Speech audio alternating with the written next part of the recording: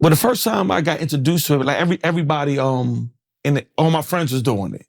And I didn't want to do it. I'm saying I didn't want to sell drugs. Like, I didn't want to sell drugs because I saw the effect that it had on my family members, right? But when you coming outside and everybody got, you know what I'm saying, Jordans on and, you know what I mean, Adidas sweatsuits, velours. So I'm like, man, I gotta do something. You know what I mean? I gotta do something to help to bring on it was somebody that I knew that gave me a bundle, and I messed it up. Like, I messed the bundle up. Mhm. Like, I wasn't good at it. Like, you know what I'm saying? I messed the bundle up, and and it was like, yo, what's up with the money? I ain't have it. Like, I don't have it. Like, what you want me to do? Like, you know what I mean? That was basically my introduction to it. And then, you know, later on, I got back into it. And you know what I mean? A bundle is like, it's like a package. Like, they give you a package of, just say, 20 dimes, and you got to turn in a certain amount, and you keep a certain amount. Okay. Like, you know what I mean?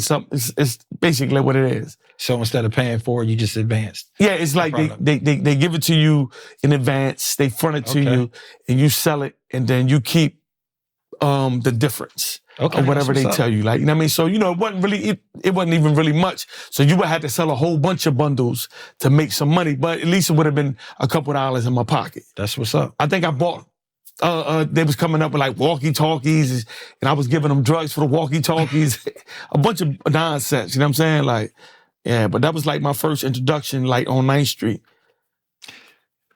Tell us about the scar and getting caught up in the streets. It's the scars of getting caught up in the streets. I think it's just living in paranoia. Like, you know what I mean? Always got to watch your back. You know what I'm saying? So, like, in the era that we grew up in, it's like you not only got to watch your back from your enemies, you got to watch your back from your closest friends. Mm-hmm. Like, you know what I'm saying? You gotta watch your family members from stealing from you, because you know you start making a couple dollars, like, you know what I mean, out there in the streets. So like it you know, it makes you paranoid. Like, you know what I mean, it makes you paranoid, and I wasn't happy. Like, I wasn't happy. Like, you think you was, like, say if you're making a couple dollars, I wasn't happy. You know what I mean? Like, ever since that I got out of that, I think this is the happiest I ever been in my life. Like, I was asked a question one time to write one of the happiest times that I ever had. And at that time, I didn't have none. I was like, damn, I can't write about nothing, no time where I felt happy. And that was crazy to me.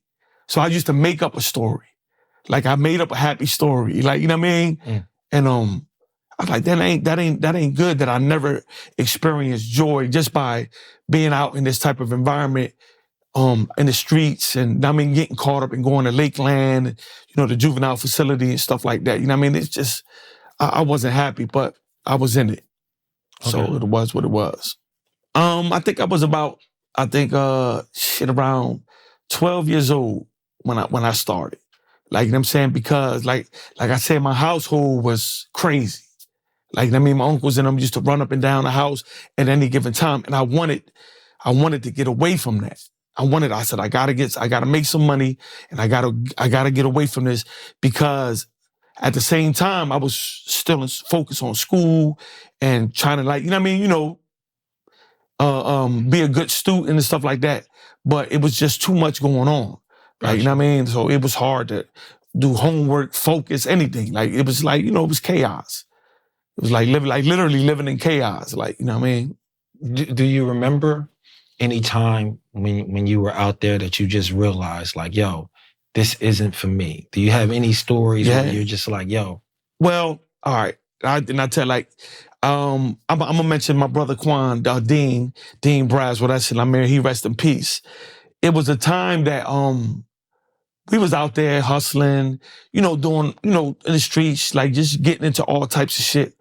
And I saved like, I think I saved like $300. And I just left. I went to Puerto Rico. Like, I told my aunt, like, look, I can't take it over here no more. I got to go. She was like, look, just come. Don't worry about it. I told my mom, and Dean was living with us. So, you know what I mean? He was living with us, you know what I mean? So I left on everybody.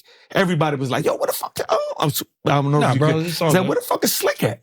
You know what I mean? I'm in PR somewhere, in a stable household, had chores.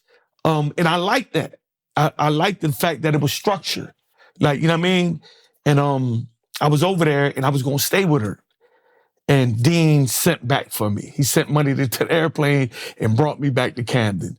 Like, you know what I mean? So that's the time that I knew that I wanted to get away. I wanted to get away from it because I don't know, I just wasn't built for it at that time.